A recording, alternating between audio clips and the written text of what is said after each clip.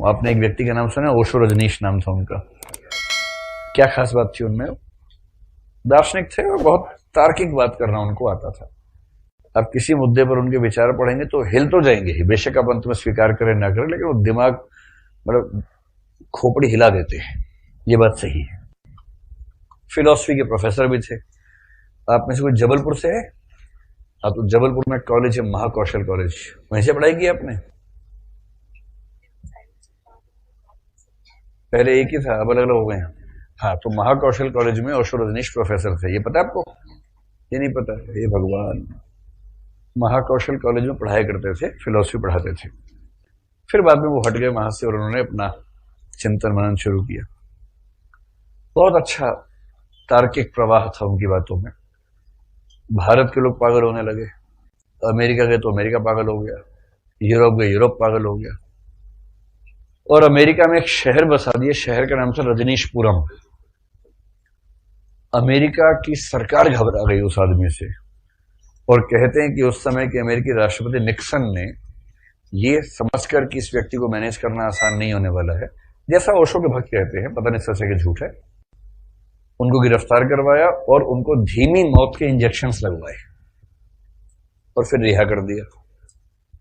एक समय ऐसा था कि दुनिया के लगभग 180 से 200 के करीब देशों ने ओशो रजनीश को वीजा देने से मना कर दिया, अपने देश में घुसने से मना कर दिया। इतना खौफ था उनके विचारों को लेकर कि ये आदमी आएगा, इसकी बातें सुनकर लोग पगला जाएंगे। सुकरात जैसा कुछ भाव था। तो फिर वो भारत में है तो पुणे में उन्होंने एक आश्रम की शुरुआत की। आश्रम अभी भी चलता है, वो तो नहीं है लेकिन चलता है आश्रम। फिर उनकी मौत हो गई।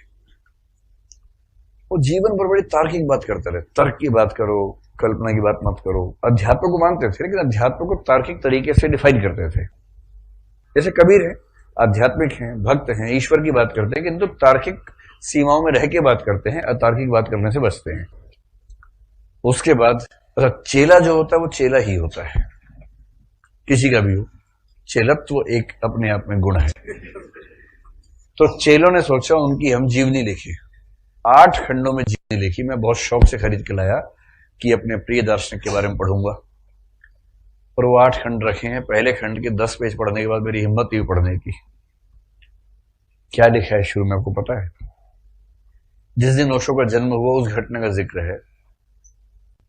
उसी रात में नर्मदा नदी में बाढ़ आई, ऐसा लगा कि सारे घर डूब जाएंगे, और जिस घर में बच्चे का जन्म होने वाला था वो भी डूब ना जाए, ऐसी बाढ़ थी। और उसी खौफ के साए में बच्चे का जन्म हुआ। मां कराह रही थी, बच्चा रो रहा था, नर्मदा नदी का पानी घर में घुसने को बेताब था। लेकिन जैसे ही बच्चे का जन्म हुआ, अचानक बरसात थम गई और बाढ़ का पानी उस घर की चौखट को टच करके लौट गया, जैसे पैर छू के लौटा हो। ये वाक्य उसमें लिखा था। ये वाक्य पढ़ते मैंने बंद कर दिया, तब से बंद ही है वो। 10-12 साल हो गए खरीदे हुए उसको।